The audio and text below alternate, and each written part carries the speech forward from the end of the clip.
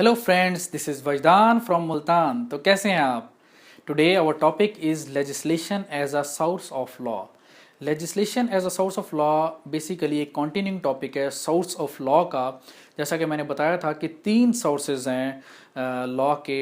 Number 1 legislation, number 2 president, number 3 custom. तो ये हमारा पहला सोर्स है लॉ का।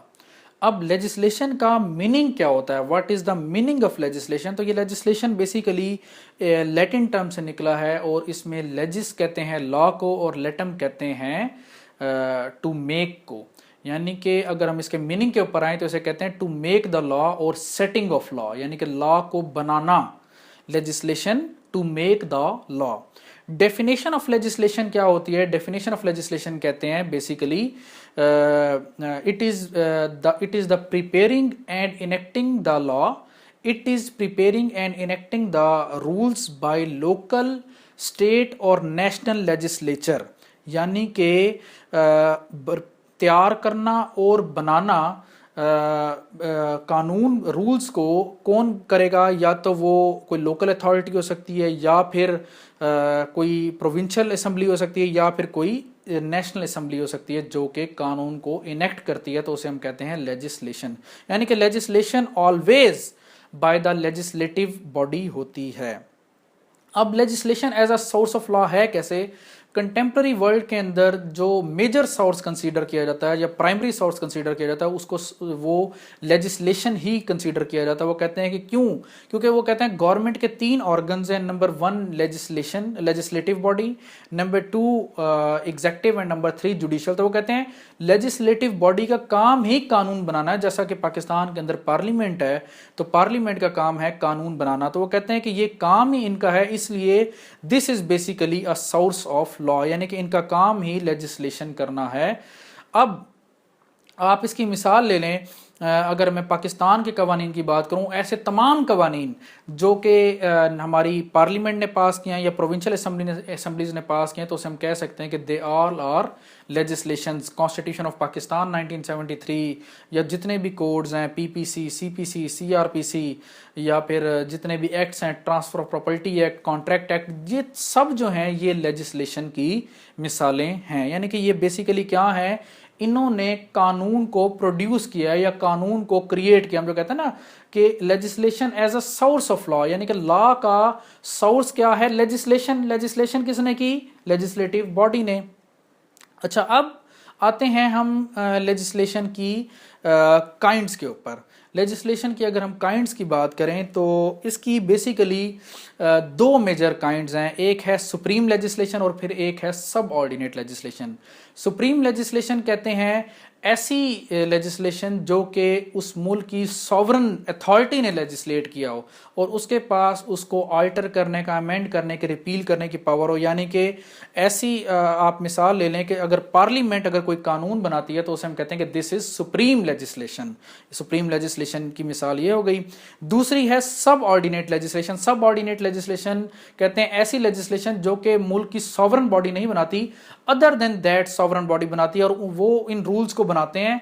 अब वो जो ये रूल्स बनाते हैं या कानून बनाते हैं तो उनको एक पेरेंट लॉ दिया जाता है जो कि अल्टीमेटली सुप्रीम लेजिस्लेशन होती है। यानी कि जो सब ऑर्डिनेट लेजिस्लेशंस करती हैं, जो अथॉरिटीज अपने कानून बनाती हैं, उनके लिए जो मेजर लॉ होता है वो पार्लियामेंट ही पास करती है।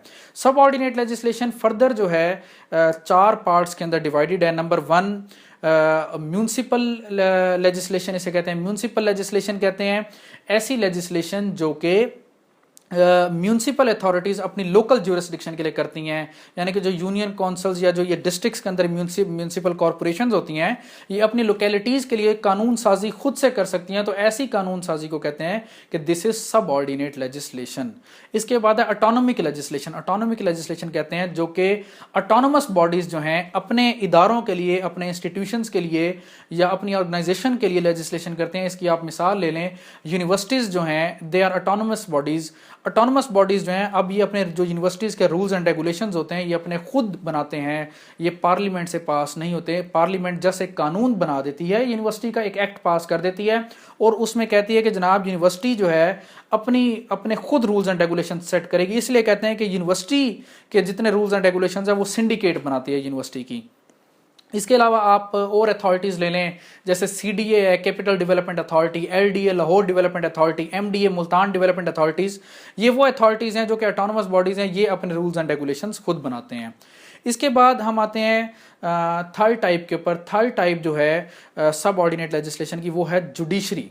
जुडिशरी बेसिकली एक ऐसा ऑर्गन है जिसने कानून पर फैसला करना है, इंटरप्रेट करना है लॉ को, लेकिन सम टाइम इसके पास भी जो लेजिस्लेशन की पावर होती है, ये जो इनके कोर्ट के जो प्रोसीजरल मैटर्स होते हैं उसके अंदर कोर्ट को ये पावर दी होती है कि ये उसके अंदर रूल्स बना सकते हैं, इनेक्ट कर सकते हैं। इसकी मैं आपको मिसाल देता हूँ कि CPC के जो order 1, CPC basically civil procedure code 1908, उसके 158 सेक्शंस हैं और 50 ऑर्डर्स हैं। वो जो 50 ऑर्डर्स हैं वो जो हैं उनको कहते हैं रूल्स। उसके अंदर हर ऑर्डर के अंदर डिफरेंट रूल्स हैं, तो वो जो रूल्स हैं उसको अमेंड करने की जो पावर है वो हाई कोर्ट्स के पास है, कंसर्न्ड हाई कोर्ट्स के पास। सेक्शन 121 एंड से 130 तक CPC जो है वो इस चीज़ से डील करती है कि हाई कोर्ट जो है वो उन रूल्स के अंदर अमेंडमेंट कर सकती हैं। इसी तरह हाई कोर्ट्स के अपने रूल्स एंड ऑर्डर्स होते हैं। लाहौर हाई कोर्ट के रूल्स एंड ऑर्डर्स हैं, वॉल्यूम 1, वॉल्यूम 2, वॉल्यूम 3, तो ये और भी आगे तक हैं। ये सारे जो हैं ये हाई कोर्ट्स अपने खुद बनाती हैं या कोर्ट्स अपने खुद बनाती हैं, तो ये भी सब ऑर्डिनेट लेजिस्लेशन की एक मिसाल है। इसके बाद आते हैं डेलीगेटेड लेजिस्लेशन। अक्सर ये टर्म कंफ्यूज की जाती है कि जी delegated legislation and subordinate legislation both are the same things, लेकिन ऐसा नहीं है। Delegated legislation is a kind of subordinate legislation. Delegated legislation क्या होती है? बेसिकली जब कानून बनाने की ताकत जो है वो लेजिस्लेचर दे एग्जेक्टिव को। एग्जेक्टिव कौन है? जिन्होंने कानून को एनफोर्स करवाना है। जिन्होंने कानून को एनफोर्स करवाना है, जब वो कानून साजी करें अपने मामलात के लिए, तो उसे कहते हैं कि दिस इज डेलीगेटेड लेजिस्लेशन। आज डेलीगेटेड लेजिस्लेशन जो है वो बहुत ग्रूम हो चुकी है। उसकी वजह यह है कि जो जितनी एग्जेक्टिव अथॉरिटीज़ हैं उन्होंने बहुत जगहों पे कानून को एनफोर्स करवाने के लिए उनको इमीडिएट बेसिस पे रूल्स रिक्वायर्ड होते हैं, तो इसलिए उनको ये सारी पावर्स दी गई हैं। आप इसमें मिसाल ले लें, पुलिस अथॉरिटीज़ या जितनी लॉ इन्फोर्समेंट एजेंसीज़ हैं, या फिर हेल्थ को ले लें, एजुकेशन को ले लें, जो ये जो एग्जेक्टिव ऑर्गन्स हैं, इनको भी जो कानून साजी की ताकत है वो जब डेलीगेट कर दी जाए तो उसे कहते हैं डेलीगेटेड लेजिस्लेशन। तो ये डिफरेंट काइंड्स ऑफ लेजिस्लेशन है। तो आज देखें लॉ निकल कर लेजिस्लेशन से आ रहा है, इसलिए कहते हैं कि legislation is a source of law. उम्मीद करता हूँ आपको legislation as a source of law समझ आ गई होगी। Thank you very much.